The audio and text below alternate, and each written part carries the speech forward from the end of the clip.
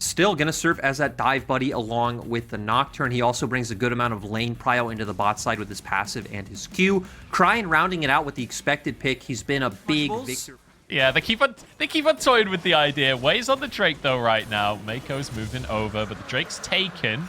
Looks like EDG would like to punish this one. JJ not level 6 just yet, but Scout is straight onto Ming. Flash available, gets over the wall to safety, but JJ follows for more. He's got it 1v3, and he sacrificed his life. Bit of an overstep from the EDG jungler, and now a TP comes in. RNG versus EDG has begun, ladies and gentlemen, and it's going all the way in favor of RNG, but that's 100% win rate on the blue side. They're on the blue side of the map. They started with this first pick, Nocturne. It's getting knocked away. Double mark here. That's a double lilting lullaby coming through. JJ can follow up onto Xiaohu, the fear being tethered in, but nice explosive cast to push him away. JJ following for more. Scouts here as well. In they go, trying to find the fight, but it's JJ to go down first. Way getting out into the brush. And this is all going the way of RNG to start things off. Way with a second kill. Scout getting chased over the wall. The Chaos Storm will finish the job alongside Xiaohu. And leading the charge a lot of the time ahead. It does feel like a necessary part as JJ just flashes straight in, and Flandre, it doesn't matter that he recalled because he's Nocturne. JJ gets the kill. We'll have complete knowledge this is happening, but as you rightly say, with flashes down, with ultimates down, not really a good moment for them to play. So RNG will grab a ward, clearing the vision right here. Lyric, we've got a 5v5 on our hands, I think, is in. Goes Scout, trying to get Gala, but Ming denies it. Flashes with a double pulverize. Viper is locked up and finished off immediately. Scout knocks him away, but all he does is play for safety here. Flandre can't go in. Scout now locked up with the Everfrost. Xiaohu outplays his opposing mid laner. And now the fight continues as EDG just have to flee for the hills. And Ming with some pressure and advantage on the opposite side of the map as Jija is starting Herald. It does look like Scout should be also to take that top turret. But I'm going to go back to a point you made about Xiaohu on Gragas because, you know, top lane Gragas, I think a very contentious pick, does get a lot of hate about how it is played. But my biggest problem with Gragas is to them walking into topside river and trying to get some more vision control.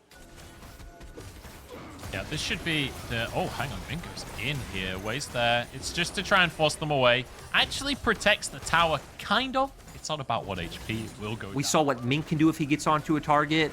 But if EDG look for the engage, again, I think Flandre needs to lead the charge. Mako needs to follow up with the ultimate. Viper and Scout kind of on the back line, with JJ providing a bit of peel through his Q and his ult. All right. Well, Flandre is going to be on a ward. Goes into the back line. Here comes the Galio. It's a bit of a knock-up, but it's not enough damage here. Cryin almost finishes off Flandre. In the meantime, the Dragon down to half. Scout goes for the ulti. Onto Way, but he doesn't have the damage. Just gets 1v1'd in the pit. Flandre's forced out. This will be Drake for RNG. That's a Mountain Soul. And this is onto the Baron. You know, Mako, he's going to try and make an attempt here. I don't see any universe where him and Viper alone can stop this one. The Baron goes down, and RNG are miles ahead now of where they were right now. Secret agent on a mission. It is time for EDG to make a play to try and turn this game around. TP comes in, Scouts behind them, onto Cryin with the Empress Divide. Cryin is caught, has a Zhonya slow to keep himself alive. Flandre doesn't quite have the damage, finally finishes that one off, but it's 1-for-1. That's not good enough for EDG, and now they're getting chased down and cut down where they stand. They look for that play. They need to try and find any small advancement or punishment that they can. But the stopwatch bought so much time, the rest of RNG are able to follow up. And Wei right now is even massive, just able to find that kill on Flandre himself. Pieces placed together, they'd managed to sneak Scout in, they'd managed to try and make a play that RNG weren't going to be ready for. But maybe there is no... EDG themselves were making.